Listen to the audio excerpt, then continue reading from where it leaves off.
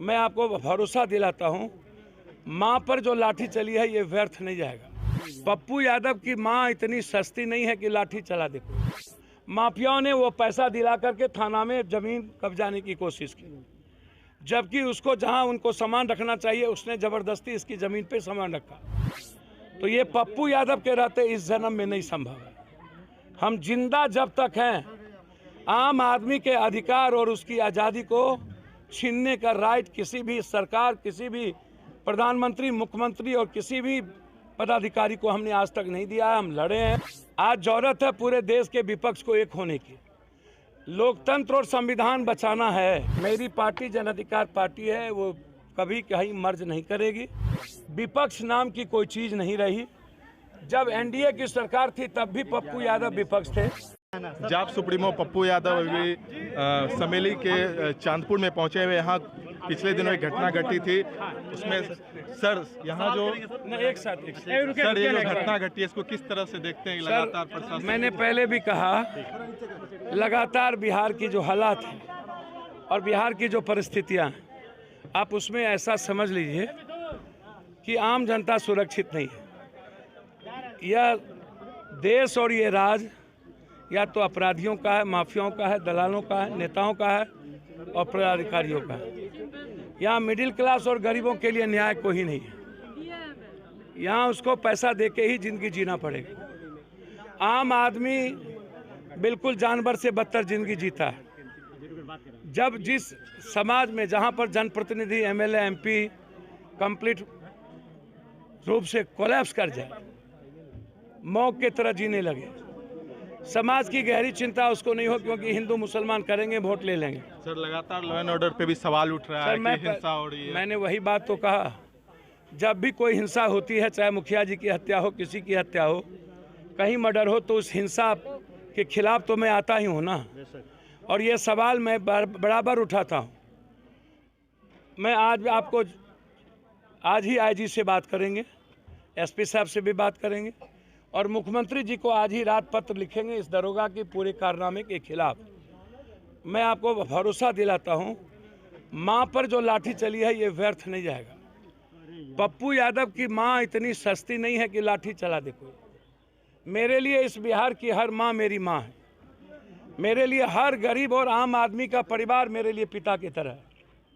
मैं उसको अपने पिता और अपने सगे भाई के रूप में देखता हूँ।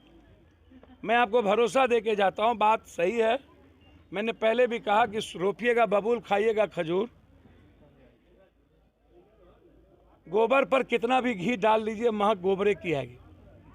और ये जनप्रतिनिधि, एमएलए, एमपी गोबर से भी बदतर होता है। 12 महीने से बेरोजगार हैं। मैं पहले ये घटना, इसीलिए मैं आपको अब विश्वास दिलाता हूँ, माफिया सब कुछ तय करता है। माफियाओं ने वो पैसा दिला करके थाना में जमीन कब्जाने की कोशिश की, जबकि उसको जहां उनको सामान रखना चाहिए उसने जबरदस्ती इसकी जमीन पे सामान रखा और बाद में वो जमीन को अपने माफिया और अपने पैसे के रसूख के बदौलत अपना करना चाहे। तो ये पप्पू यादव के रहते इस जन्म में नहीं संभव है। हम जिंदा जब तक हैं, आम आदमी के अधिकार और उसकी आज़ादी को छीनने का राइट किसी भी सरकार, किसी भी प्रधानमंत्री, मुख्यमंत्री और किसी भी पदाधिकारी को हमने आज तक नहीं दिया है। हम लड़े हैं। मेरे मरने के बाद ही किसी से कोई कुछ छीन सकता है।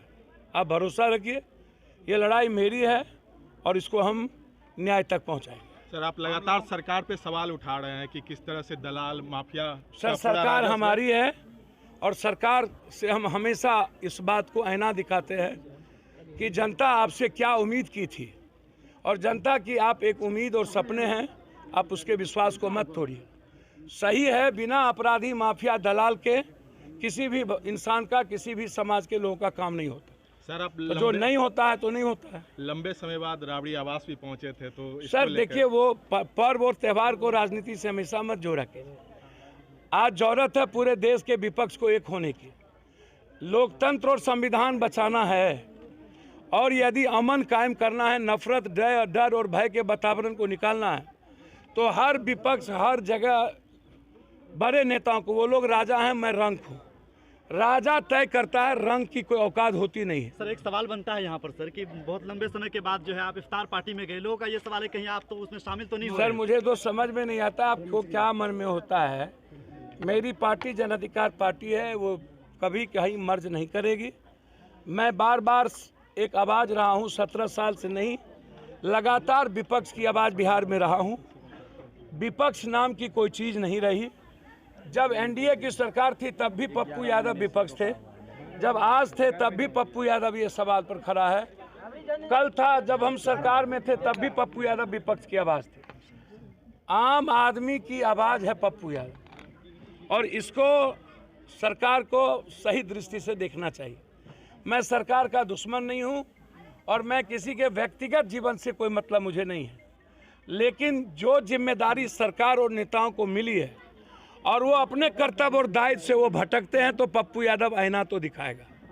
पप्पू यादव अपनी बात तो रखेगा ही रखेगा। मैं अपनी बात रखता हूँ किसी सरकार के खिलाफ नहीं, जनता की आवाज़ के रूप में। ये आप भरोसा रखिए। बार बार ये हमसे पीछे से पूछ रहे हैं, भैया वोट तो तोड़ा के दिलो, हमरा से पूछ दे छो। मुख्यमंत्री होमगार्ड की बात वही कह रहा हूँ।